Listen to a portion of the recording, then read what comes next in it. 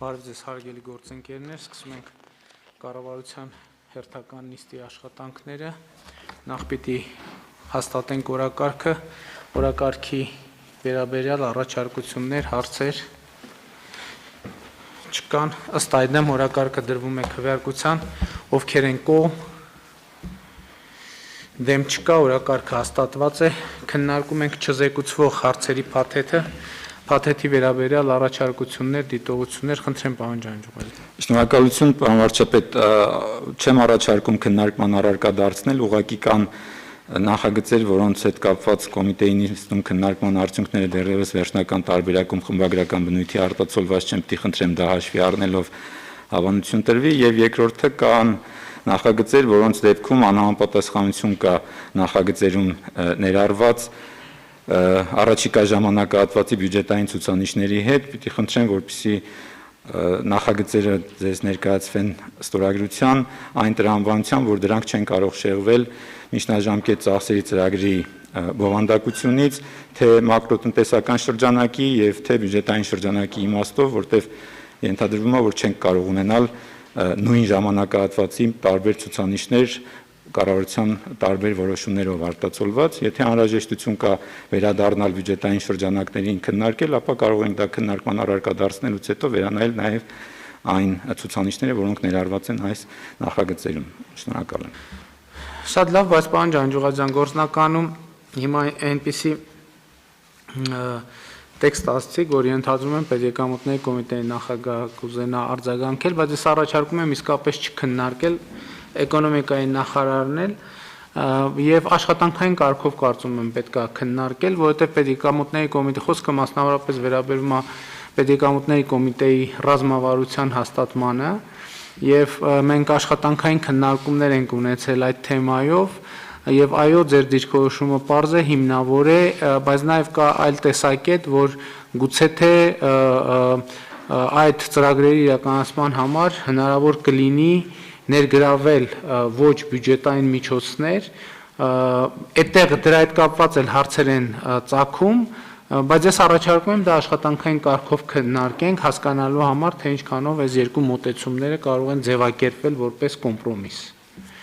Այսինքն, եթե պարզվի, որ դա գործնականում հնարավոր է, դա կարձանագրենք, եթե պարզվի, որ գործնականում հնարավոր չի, այլ արձանագրում կանենք։ Շնորհակալ եմ, այլ համեցեք, պարոն Պապիկյան։ Շնորհակալություն, պարոն վարչապետ, չնայած պարոն Ջանջուղազյանը արդեն նշեց, կան նախագծեր, որոնցում կոմիտեի ընթացքում որոշակի փոփոխություններ են առաջարկվել եւ ամբողջությամբ հիմա այստեղ զետեղված չեն, մասնավորապես 32-րդ հարցում ոչ էական թվային ցուցանիշների փոփոխություն կա, կխնդրեմ ուղղակի հաստատելուց հետո հնարավորություն լինի դրանք փոփոխել նոր ներկայացնել ստորագրության։ Այո, այսինքն խմբագրական փոփոխությունների հնարավորությունով։ Համեցեք, պարոն Առաքել։ Պարոն վարչապետ, նմանատիպ խնդիր էլ կա 43-րդ չզեկուցող հարցում, մի փոքր խմբագրական ձևակերպումներ կան, որ կշտկեն այսօրվա ընթացքում, խնդրում ենք թույլատրել նման ձևով ներկայացնել ստորագրման։ Շատ լավ, համաձայնեցված է, չէ՞, արվում այդ փոփոխությունները։ Այսինքն, որպեսզի շահագրգիռ գերատեսչությունները բոլորը տեղեկանան, թե ինչ կարգի փոփոխություններ է արվում, այլ համեցեք, պարոն Քերոբյան։ Ես ուղղակի ուզում եմ ասել, որ պարոն Ջանջուղազյանի նկարագրության տակ կընկնեն չզեկուցվող հարցերի երևի կեսը, դրա համար պետք է որոշենք, էլի, այսինքն հստակ որոշենք, հաստատում ենք, թե չենք հաստատում։ Պայմանավորվեցինք, որ հաստատում ենք, բայց մինչև ստորագրության հասնելը աշխատանքային քննարկում ենք ունենում եւ սկզբունք ենք որդեգրում, թե նման դեպքերում ոնց ենք մոտենում հարցի։ Շատ լավ։ Այլ դիտարկումներ կան, չկան դիտարկումներ, ըստ այդմ դրվում է քվեարկության չզեկուցվող հարցերի փաթեթը, ովքեր են կողմ փաթեթի ընդունմանը, դեմ չունենք, փաթեթը ընդունված է, այժմ քննարկում ենք զեկուցվող հարցերը, քննարկում ենք հարցը։ Համեցեք, պարոն Բադիև։ Շնորհակալություն, պարոն վարչապետ, ձեր թույլտվությամբ կուզեի երկու կարևոր նախագծերի մասին խոսել, որոնցից մեկը նախորդ նիստերում ենք ընդունել եւ մեկը հերակա քվեարկությամբ եւ ընդգրկվելու են ազգային ժողովի արտահերթ նիստում։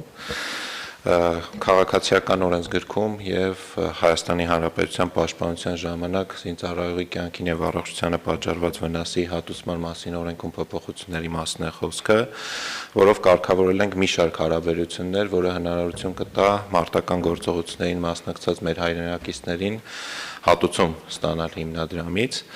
Մասնավորապես ի թիվս այլ հարցերի կարգավորել ենք հետևյալը. հիմա անհայտ բացակայող ճանաչելու համար անհրաժեշտ է, որպեսզի վերջին 1 տարվա ընթացքում բնակության վայրում հայտնի չլինեն տեղեկություններ գտնվելու վայրի մասին։ Մենք բացառություն ենք սահմանում, ավելի ճիշտ հատուկ կարգավորում զինծառայողների համար ռազմական գործողություններով պայմանավորված եւ այդ ժամկետը կրճատում ենք դարձնելով 3 ամիս։ Ընդ որում հետադարձ ուժով տարածում են կարգավորումը սեպտեմբերի 27-ից հետո ցակած հարաբերությունների նկատմամբ, ինչը նշանակում է, որ ընտանիքի անդամները շահագրգիռ անձինք կարող են դիմել դատարան անհայտ բացակայող ճանաչելու համար եւ դատական ակտը օրինական ուժի մեջ մտնելուց անմիջապես հետո դիմել հատուցման հիմնադրամ անհայտ բացակայող ճանաչելու փաստի հիման վրա հատուցում ստանալու նպատակով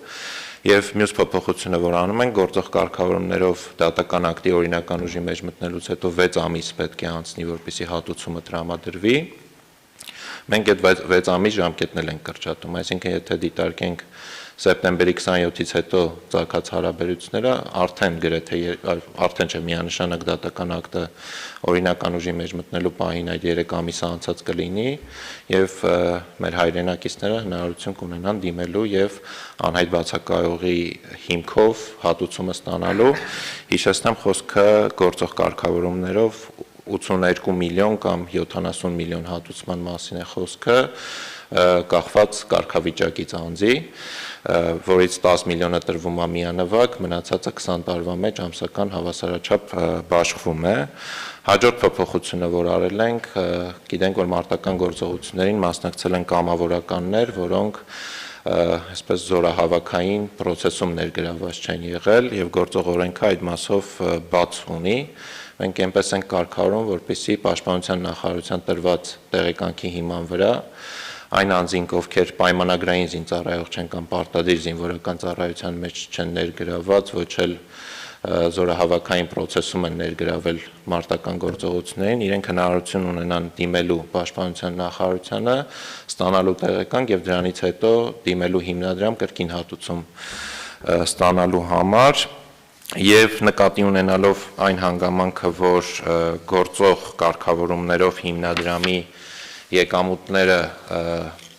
դրոշմանիշային վճարների ձևավորվող բավարար չեն լինելու կախված վերջի ռազմական գործողությունների հետ մեր հայրենակիցներին բոլորին թե մահվան դեպքերում թե առաջին երկրորդ կարգի հաշմանդամության դեպքում ամբողջ ծավալով հատուցելու համար փոփոխություն է կատարվել դրոշմանիշային վճարների հետ կապված, որոնք կիսա պրոգրեսիվ կարող ենք անվանել, այսինքն կախված անձի եկամուտներից դրոշմանիշային վճարի չափը փոխվում է մինչև 100,000 դրամ եկամտի դեպքում 1500 դրամ է, 100,000-ից մինչև 200,000, 3000 դրամ եւ այդպես սանդղակով հասնում ենք մինչև 15,000 դրամ վճարումների ու եկամուտը օրինակ 1 միլիոնը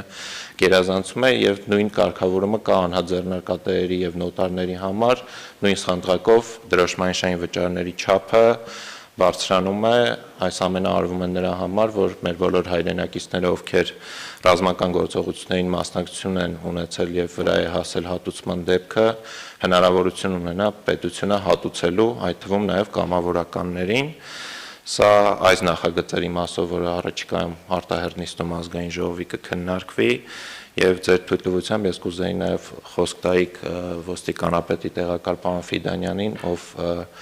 կանրադառնա նաև ճանապարհային ոստիկանության ակտերի մասով համաներման նախագծին, որը համատեղ ոստիկանության հետ մշակում ենք։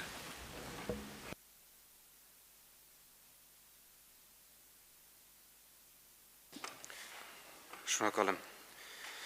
Մեծարգո պարոն վարչապետ, խոսքը վերաբերում է այն վարչական որոշումների չեղարկմանը, որոնք Ադրբեջանի կողմից սանձազերծված ռազմական գործողությունների հետևանքով Հայաստանի Հանրապետության եւ Արցախի Հանրապետության քաղաքացիների կողմից սույն թվականի սեպտեմբերի 27-ից մինչ դեկտեմբերի 27-ը ճանապարհային երթևեկության անվտանգության բնագավառի օրենսդրության մի շարք հոդվածների խախտումների համար վարչական իրավախախտումների վերաբերյալ Հայաստանի Հանրապետության օրենսգրքով կայացվել են վարչական տուժ նշանակելու մասին որոշումներ։ Առաջարկում ենք երկու կարգավորում տվյալ հարցի, առաջինը դա մի շարք վարչական իրավախախտումների համար կիրառված վարչական տուժերի համաներման մասին օրենքի ընդունումն է, որի նախագիծը ըստ էության արդեն իսկ նախնական տարբերակով պատրաստ է, եւ երկրորդ կարգավորումը վարչական իրավախախտումների վերաբերյալ օրենսգրքում արդեն իսկ արկա հոդված 17-ով կարգավորվող ծայրահեղ անհրաժեշտության կիրառումն է, որի դրույթները կարող ենք գլոբալ առումով նաև համապատասխանում են առաջադրված հարցի կարգավորմանը։ Հետևաբար, որ տարբերակն էլ, որ կիրառելի կլինի, ընդունելի կլինի, պատրաստ ենք դրանց կատարմանը։ Շնորհակալ։ Շատ լավ, հարգելի գործընկերներ, ուզում եմ հիշեցնել, որ 2 օր առաջ Գորայք համայնքում քաղաքացիներից մեկը այսպիսի հարց բարձրացրեց, որ պատերազմի մասնակիցների երթևեկության հետ կապված տուգանքներ են գալիս այն պարագայում, երբ ծայրահեղ անհրաժեշտությունից կախված որոշակի երթևեկության կանոնների խախտումներ են տեղի ունեցել եւ մենք արագ արձագանքում ենք։ Այստեղ եւ նախորդ որոշումների նախկինում կայացրած որոշումների հետ կապված մենք բախվելու ենք մի խնդրի հետ։ Ցավոք սրտի նման որոշումների ընդունման պարագայում միշտ լինում են դեպքեր, երբ տվյալ արտոնության շահառուչ հանդիսացող անձինք փորձում են օգտվել այդ արտոնությունից եւ հետեւաբար դրա համար շատ կարեւոր է, որ մենք կարողանանք հնարավորինս արագ պարոն Հարությունյան ռազմական գործողությունների մասնակիցներին նույնականացնել եւ դա հավաստող պաշտոնապես հաստատել, որպեսզի մենք չունենանք երկու իրավիճակ, որոնք էլ հավասարաբար տհաճ են։ Առաջինը, որ ռազմական գործողություններին չմասնակցած անձինք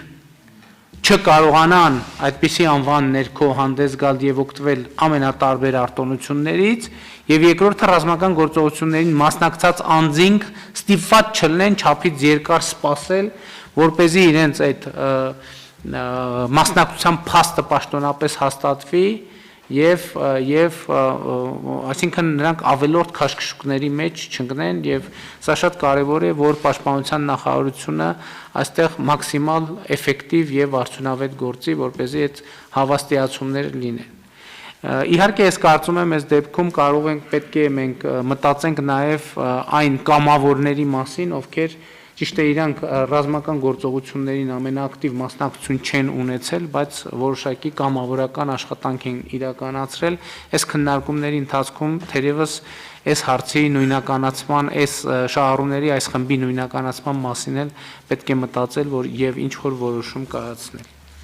Համեցեք, պարոն Քերոպյան։ Ես ուզում եմ ասել, որ իհարկե սա լրացուցիչ ծախսատներու բիզնեսի գործատուների եւ աշխատող մարդկանց համար, բայց հիմնադրամի տնօրինության հետ մենք նայել ենք ֆինանսական մոդելը եւ այս պահին առաջարկվող նախագիծը այն հնարավոր նվազագույնն է եւ նույնիսկ կարելի ասել մի քիչ եւ նախատեսում եմ, որ լրացուցիչ fundraising կընդգրկի, որպեսզի կարողանանք մենք մեր զոհված եւ հաշմված եղբայրների ընտանիքներին նկատմամբ կատարել մեր օրենքով սահմանված պարտավորությունը, այնպես որ իհարկե հասկանում եմ, որ սա դրացուցիչ բեռ է, բայց սա հնարավոր ամենափոքր բեռն է, որ դրվում է մարդկանց եւ գործատուների վրա։ Շատ լավ, շնորհակալություն։ Սա ուղղակի տեղեկատվության կարգով որոշումներից մեկը գրավոր ընթացակարգով արդեն ընդունվել է, մյուսը նախագիծը պատրաստ է եւ գրավոր ընթացակարգով էլի նախագիծը պատրաստ լինելուն պես էլի կընդունվի եւ մենք այսօր ուղղակի տեղակ պահեցինք մեր հայրենակիցներին, որ այսպիսի որոշումներ են կայացվելու։ Այժմ անցնում ենք զեկուցվող հարցերի քննարկմանը, քննարկում ենք հարց համար 46-ը Արցախի նախադպրոցական տարիքի երեխաների ամանորյա աջակցության միջոցառումը հաստատելու մասին հարցը զեկուցող աշխատանքի եւ սոցիալական հարցերի նախարար Մեսրոպ Առաքելյան։ Շնորհակալություն, պարոն վարչապետ, հարգելի գործընկերներ։ Միջոցառումը աջակցության միանվագ ծրագիր է նախաամանորյա միջոցառման շահառու են հանդիսանում նախադպրոցական տարիքի Արցախում գրանցված երեխաները, մասնավորապես 2015 թվականի հունվարի 1-ից հետո ծնված երեխաները, աջակցության չափը կազմում է յուրաքանչյուր երեխայի հաշվարկով 20,000 դրամ, աջակցությունը նախատեսվում է տրամադրել մինչև ամանորը հաջորդ շաբաթվա ընթացքում Հայ Փոստի եւ Արցախ Փոստի բաժանմունքներում կապված քաղաքացիների գտնելու վայրից։ Իդեպ նաև ցանկանում եմ այս միջոցառման գաղափարի համար շնորհակալություն հայտնել մեր նախարարության աշխատակիցներին, քանի որ գաղափարը ծնվել է նրանց առաջարկով եւ միջոցառումը ամբողջությամբ ֆինանսավորվում է պարգևավճարների եւ աշխատավարձի հավելավճարների ամբողջ ֆոնդով։ Շնորհակալություն։ Շնորհակալ եմ շատ։ Հարցեր։ Իմիջայլոց ուզում եմ ասել, որ հասկանալի պատճառներով այս տարի ամանորյա միջոցառումներ չեն լինի, բայց կարծում եմ պետք է առավելագույնը անել, որ երեխաները չզրկվեն ամանորյա միջոցառումներից եւ պետք է ինչքան էլ դժվար է ես ինչքան տեղեկացա ամանորյա ներկայացումներ կլինեն մեր թատրոններում եւ դա շատ կարեւոր է եւ պետք է խրախուսել պարոն Դումանյան, որպեսզի երեխաների ամանորը, այսինքն մենք պատշաճ ձևով հնարավորություն տանք, որպեսզի տեղի ունենա եւ սա շատ կարեւոր ուղղություն է։ Հարգելի գործընկերներ, առիթից օգտվելով ես ուզում եմ նաեւ մենք ամփոփենք, թե այս ընթացքում Արցախի մեր հայրենակիցների եւ ընդհանրապես Արցախի բնականոն կյանքի վերականգնման համար ինչ միջոցառումներ ենք այս ընթացքում իրականացրել։ Առաջինը Արցախում հաշվառված քաղաքացիների աջակցության ծրագիրը, որից օգտվում է շուրջ 87,000 շահառու եւ կառավարությունը այս նպատակով հատկացրել է 6.4 միլիարդ դրամ։ Հաջորդ միջոցառումը Արցախի վերահսկողությունից դուրս գտնվող համայնքների բնակիչների աջակցության ծրագիրը, այստեղ մենք ունենք ավելի քան 2000 շահառու, կառավարությունը հատկացրել է մոտ 600 միլիոն դրամ, Արցախում դեկտեմբեր ամսվա կենսաթոշակները եւ նպաստները վճարելու նպատակով Արցախի կառավարությանը գումար հատկացնելու մասին որոշում ենք կայացրել, որի շրջանակներում հատկացրել ենք շուրջ 940 միլիոն դրամ,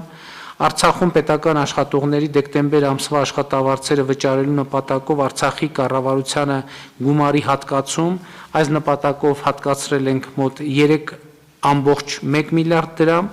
եւ Արցախի բնակչության վերջին 3 ամսվա կոմունալ վճարումների ամբողջական անհատույց հատուցում Արցախի կառավարության հետ համատեղ այս նպատակով հատկացրել ենք շուրջ 1 միլիարդ դրամ։ Միաժամանակ հարկ եմ համարում նշել, որ բացի վերոնշյալ ծրագրերից, որոնք իմ նշած ճանապարհային քարտեզի շրջանակում են, այսինքն այս բոլոր որոշումները առնչվում են իմ հրապարակած նոյեմբերի 18-ին ճանապարհային քարտեզի հետ, կառավարությունը հաստատել է եւս 8 միջոցառումներ, որոնք ընթացքի մեջ են եւ որոնց իրականացման վերաբերյալ հաշվետվությունները կներկայացվեն առաջիկայում այդ 8 միջոցառումները եւս ճանապարհային քարտեզի շրջանակներում են, այստեղ երևի առանձնահատկությունը այն է, որ այդ միջոցառումների շահառու են հանդիսանում, մի քանի միջոցառումների շահառու են հանդիսանում ոչ միայն Արցախի բնակիչները, բայց նաև բավական մեծ չափով նաև Արցախի բնակիչներն են միջոցառման շահառու հանդիսանում եւ ես ուղղակի ցանկացա այս տեղեկատվությունը բարձրաձայնել, որովհետեւ դրա հետ կապված գուցե մենք այս կայացրած որոշումների հետ կապված, այսպես ասած, շատ լայն տեղեկատվություն չենք տարածում, նաև նկատի ունենալով, որ այս ամեն ինչը մեր պարտականությունն է եւ դրանից դա շատ թմբկահարելու անհրաժեշտություն չկա, բայց մյուս կողմից այս պայմաններում հնչում են հարցեր կամ փորձ է արվում ստեղծել տպավորություն, թե Արցախին մենք հոգսերի հետ միայնակ ենք թողել։ Խնդրեմ, պարոն Քերոբյան։ Իմիջայլոց այսօր չզեկուցվող հարցերի մեջ կար Արցախում գործող արտոբակոին մաքսային եւ հարկային արտոնություններ տալու հարցը եւս, բայց ընդհանուր առմամբ ես ուզում եմ ասել, որ մենք հիմա մեր Արցախի գործընկերների հետ աշխատում ենք, որպեսզի Արցախում բիզնես կորցրած մարդկանց բիզնեսները հնարավորինս արագ վերականգնենք եւ միջոցառումների շարք ունենք, իրենց իդենտիֆիկացնելու եւ հնարավորինս արագ իրենց հնարավորություն ընձեռնելու վերսկսել իրենց բիզնեսը, աշխատատեղեր բացել եւ այլն։ Շատ լավ, խնդրեմ, պարոն Արաքելյան։ Շնորհակալություն պարոն վարչապետ, հավելում եմ ձեր նշած միջոցառումների, կուզենայի նաև տեղեկացնել, որ բացի Արցախից մենք ունենք նաև ճանապարհային քարտեզի մեջ նշված մեկ միջոցառում, մասնավորապես Հայաստանի Հանրապետության տարածքում պատերազմի հետևանքով որոշակի ավերածությունների արդյունքում տուժած բնակավայրերում մարդկանց կացարաններին է վերաբերում, այդ միջոցառումը մասնավորապես Սյունիքի մարզում էր հիմնական շահառուները, բոլոր շահառուները, ովքեր որ մարզպետարանի միջոցով գույքագրվել են, դիմել են եւ արդեն ամբողջությամբ ստացել են համապատասխան փոխհատուցումները։ Շատ լավ, հարգելի գործընկերներ, նաև ուզում եմ հետևյալը ասել, տեղյակ եք, որ Սյունիքի մարզում ներկայումս տեղի են ունենում սահմանային կետերի տեղորոշման աշխատանքներ եւ այդ տեղորոշման աշխատանքները ունեն որոշակի նրբություններ եւ որոշակի բարդություններ, բայց մեր համոզմունքն այն է, որ այդ աշխատանքը պետք է տեղի ունենա եւ այդ աշխատանքը անհրաժեշտ է Սյունիքի եւ ընդհանրապես Հայաստանի Հանրապետության անվտանգության ապահովման տեսանկյունից, ամեն դեպս մեր դիրքորոշումը եւ այդ թվում պաշտպանության նախարարության դիրքորոշումը այն է, որ մենք այս գործունեությամբ, որոնք կարող են ամենատարբեր մեկնաբանությունների տեղիք տալ, ավելացնում ենք Սյունիքի անվտանգության երաշխիքները եւ Սյունիքի անվտանգության եւ Հայաստանի անվտանգության երաշխիքների նոր համակարգ ենք ձևավորում։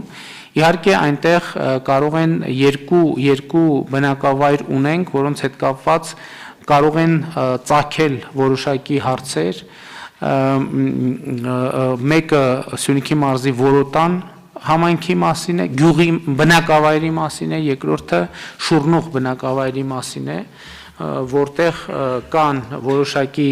սահմանային հարցեր, որոնց շուրջ ամենօրյա աշխատանք է տեղի ունենում եւ այդ հարցերը կարող են որոշակի ցավոտ իրավիճակների բերել, բայց ես նաև ուզում եմ հավաստիացնել, որ բոլոր այն պարագաներում, եթե մեր քաղաքացիների շահերի տեսանկյունից որոշակի հարցեր կառաջանան, կառավարությունը լիարժեքորեն եւ միարժեքորեն համարժեք փոխհատուցումներով հանդես կգա եւ մեր քաղաքացիների շահերը լիարժեք կլինեն պաշտպանված եւ այս առումով ուզում եմ խնդրել նաեւ իմիջայլոց այս համատեքստում շատ մեծ է տեղեկատվական ապատեղեկատվական արտահոսքը, որովհետև ասենք մի դեպքի, օրինակ մենք երեք այսպես նայեցինք մի դեպքի վերաբերյալ կարող են լինել ասենք օրինակ հարյուրավոր հրապարակումներ, այսպես ասած տարբեր ռակուրսներով եւ տարբեր դրվագներով։ Այսինքն մի դեպքի վերաբերյալ կարող են լինել հարյուրավոր հրապարակումներ։ Եվ այդ հարյուրավոր հրապարակումներից համապատասխան մասշտաբային տպավորություն ստեղծվի, ելի ուզում եմ կրկնել, որ Սյունիքի եւ ընդհանրապես Հայաստանի Հանրապետության միջազգայինորեն ընդունված ճանաչված տարածքից ոչ մի միլիմետր զիջման մասին խոսք չի եղել եւ չի կարող լինել։ Մյուս կողմից սա չի նշանակում, թե այս process-ները պետք է համարել սահմանների դեմարկացիա եւ սահմանների դելիմիտացիա, դրանք բոլորովին տարբեր հարցեր են։ Այս փուլում տեղի է ունենում սահմանային որոշակի կետերի տեղորոշում, որի նպատակը, օպերատիվ նպատակը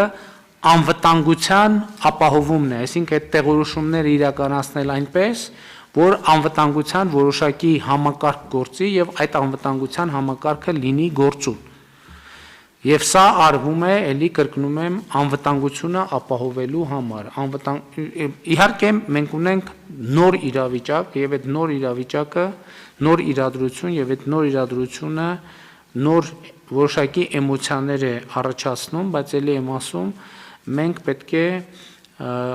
մաքսիմալ հանդարտ այս փուլը հաղթահարենք, որպեսզի արձանագրենք անվտանգության այն նոր համակարգի լիարժեք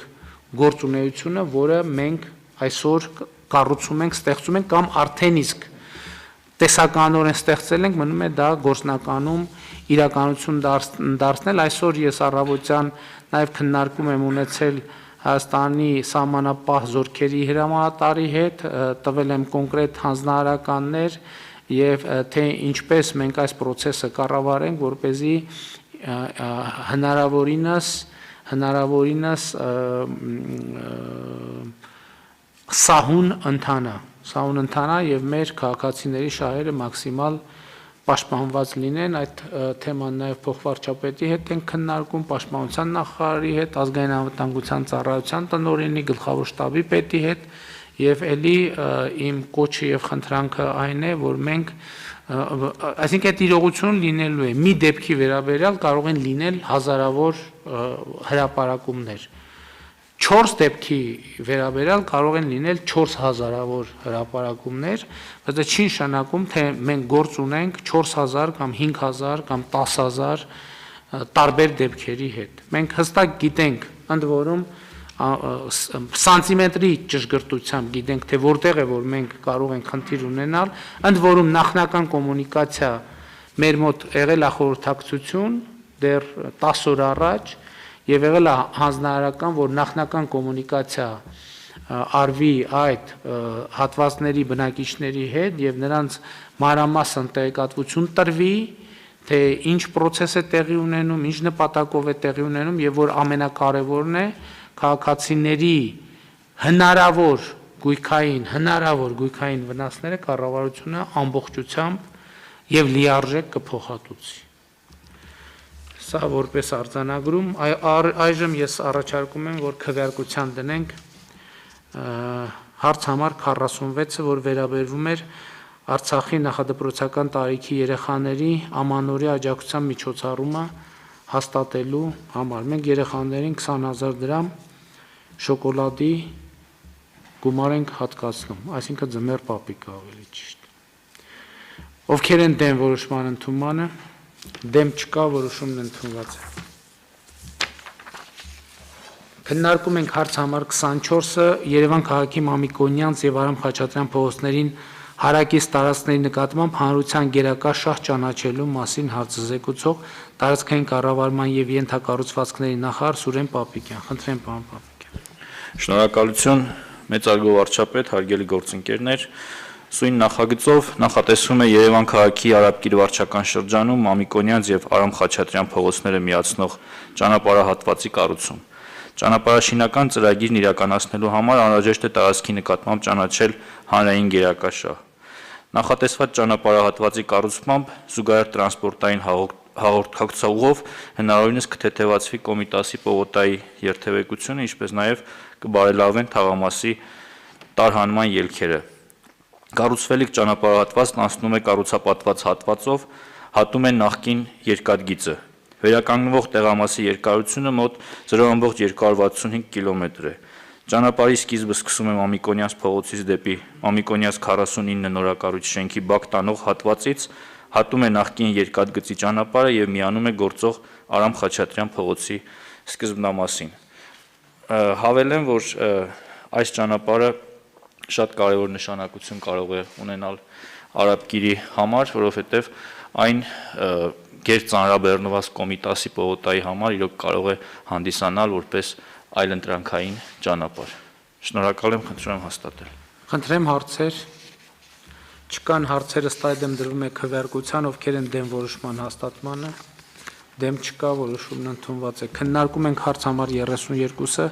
Հայաստանի Հանրապետության 2020 թվականի պետական բյուջեում վերաբաշխում Հայաստանի Հանրապետության կառավարության 2019 թվականի դեկտեմբերի 26-ի 1919 որոշման մեջ փոփոխություններ եւ լրացումներ կատարելու մասին հարցազեկուցող տարածքային կառավարման եւ ենթակառուցվածքների նախարար Սուրեն Պապիկյան։ Խնդրեմ, պարոն Պապիկյան։ Շնորհակալություն, հարգելի գործընկերներ, Սույն նախագծով առաջարկում է Հայաստանի Հանրապետության համայնքների տնտեսական եւ սոցիալական ենթակառուցվածքների զարգացմանն ուղղված սուբվենցիոն ծրագրերի շրջանակներում 2020 թվականին հավանության արժանացած եւ իրականացված կամ իրականացման փուլում գտնվող Հայաստանի Հանրապետության 116 համայնքների թվով 150 ծրագրերի համար պետական բյուջեից 3 միլիարդ 643 միլիոն դրամ հատկացնել։ Սա կարևոր է նրանով, որ տարեվերջին մենք կարողացել ենք շինարարական աշխատանքների ավարտական փուլին հասցնել, նաև ֆինանսական հավելյալ միջոցներ ներգրավելով փորձում ենք ֆինանսները հասցնել կապալառու ընկերություններին։ Պետք է նշեմ, պարոն վարչապետ, որ այս տարի 2020 թվականի բյուջեով նախատեսված է եղել շուրջ 10 միլիարդ սուբվենցիոն ծրագրերի համար, բայց մեր կատարած աշխատանքը չնայած ծանր տարուն 4.5 միլիարդով գերազանցել է նախատեսված գումարը։ Սա նաև ենթադրում է, որ եթե պետական բյուջեի հատկացումը կազմում է 14.5 միլիարդ դրամ, այն պետք է կրկնապատկել, քանզի գումարի մի հատվածը համայնքների միջոցներով կամ մասնավոր անձի տրամադրած միջոցների հաշվին է։ Ըստ էության կարող ենք արձանագրել, որ 2020 թվականին մենք կարողանում ենք ավարտին ֆինանսավորմանը հասցնել շուրջ 29 միլիարդ դրամի սուբվենցիոն ծրագրեր։ Շատ լավ, հարցեր համեցեք, պարոն։ Ուղղակի ուզում եի հավելել, պարոն վարչապետ, որ չնայած որ այս տարի ունեցել ենք բավականին ծանր տարի եւ կորոնավիրուսի հետ կապված եւ պատերազմական իրավիճակի հետ կապված, այնուամենայնիվ համեմատած 2019 թվականին սուբվենցիոն ծրագրերի ծավալները աճել են եւ ուզում եմ հատուկ շեշտել, որ այս ծրագրերը իրականում գնալով տարեց տարի պետք է ավելանան եւ քանակապես եւ որակապես, եթե չեմ սխալվում, նախորդ տարվա համեմատ մոտավորապես 5-6 միլիարդի արդեն ավել ծրագիր ենք իրականացրել այս տարի, նախորդ տարվա համեմատ, եւ հուսով եմ, որ այս աճողական տեմպը, կրկնում եմ, եւ քանակական եւ որակական առումով շարունակվելու է։ Շատ լավ, այլ հարցեր չկան, ըստ այդմ դրվում է քվեարկության, ովքեր են դեմ որոշման ընդունմանը, դեմ չկա, որոշումն ընդունված է։ Հարգելի գործընկերներ, ես ուզում եմ նաև, որ առողջապահության նախարարը մեզ տեղեկատվություն տա նոր տիպի կորոնավիրուսի շուրջ ստեղծված իրադրության վերաբերյալ, ինչպիսի իրադրություն ունենք, պարոն Թորոսյան։ Շնորհակալություն, պարոն վարչապետ։ Այսօր առավոտյան տվյալները հետևյալն են, 3 օրվա ընթացքում ունեցել ենք 702 նոր դեպք, կատարված 2743 հետազոտությունից, ընդհանուր դեպքերի թիվը կարիք չկա նշելու 156,000 է արդեն, բայց որպես հիմնական խնդիր դիտարկելով հիվանդների բուժօգնությունը կարող եմ ասել, որ արդեն մոտ 2 շաբաթ է որևէ պացիենտ չունենք, որ սպասում է տանը հոսպիտալացման, այդ թվում հենց այսօր, այսինքն բոլորը ստանում են պատշաճ բուժօգնություն։ Ավելին մենք արդեն ինչպես առաջի ալիքի ժամանակ ամռան վերջին սկսել ենք որոշ հիվանդանոցներ վերադարձնել իրենց բնականon գործունեությանը, իհարկե միշտ պատրաստ լինելով նորից կորոնավիրուսով զբաղվելու։ Այդ տրամաբանությամբ հետևում ենք զարգացումներին, նորից կոչ ենք անում պահպանել հակահամաճարակային կանոնները, քանի դեռ այլ տարբերակ այս հիվանդության դեմ պայքարի չունենք։ Հաշվի առնելով, որ հիմա մարդիկ ավելի շատ են լինում փակ տարածքներում եւ ավելի քիչ են այդ տարածքները օդափոխվում, ռիսկը այս շրջանում ավելի մեծ է կրկնակի աճի վարակների, հետեւաբար զգոնության հավելյալ ջանքեր պետք է բոլորս գործադրենք ու տեսնենք, թե ինչպես ենք այս ձմեռային սեզոնը, որը սովորաբար նորից եմ կրկնում ակտիվ է լինում սուրշնչառական վարակների համար անցկացնում։ Շնորհակալ եմ շատ, պարոն Թորոսյան, ես ուզում եմ նաև կրկին հետևյալ ընդգծումը անել, որ այնուամենայնիվ փորձը ցույց տվեց, որ այսպես ասած երկրորդ ալիքին, եթե հաշվի առնենք նաև, որ այն զուգորդվեց պատերազմի հետ, ըստ էության Հայաստանի Հանրապետությունը երկրորդ ալիքին շատ ավելի լավ էր պատրաստված Եվ ես ուզում եմ ընդգծել հետևյալը, որ միջազգային օրինակ առաջին ալիքի ժամանակ շատ էին հնչում քննադատություններ, ինչքան էլ պարզ է, որ քննադատությունների մի մեծ մասը քաղաքականացված էր այն մասին, որ մեզ օրինակներ էին բերում կոնկրետ ի ցույց էին դնում տարբեր օրինակներ ցույց տալու համար, թե տեսեք ինչքան վատ է Հայաստանում կառավարվում կորոնավիրուսի դեպքերը, բայց մենք պետք է արձանագրենք, որ ըստ էության մեր կանխատեսումը իրականությունը դարձավ, որ այստեղ երկրները ըստ էության լինելու են մոտավորապես նույն իրավիճակում եւ դա ընդհանրապես ժամանակի եւ ժամանակացույցի հարց է։ Օրինակ կային երկրներ, որոնք երբ որ մենք ամենապիկի վրա էինք, ըստ էության զրոյական վիճակ էր իրենց մոտ կորոնավիրուսի, հիմա այնտեղ թվերը բոլոր թվերով մեզնից արդեն անցել են թվերի մի մասով, ցավոք սրտի, մյուս մասով կանցնեն անխուսափելիորեն եւ այս տեղեկատվությունը նույնպես մեր հանրությունը պետք է իմանա, որովհետեւ այն ժամանակ բնականաբար երբ որ բոլորի ուշադրությունը կենտրոնացած էր այդ խնդրի վրա,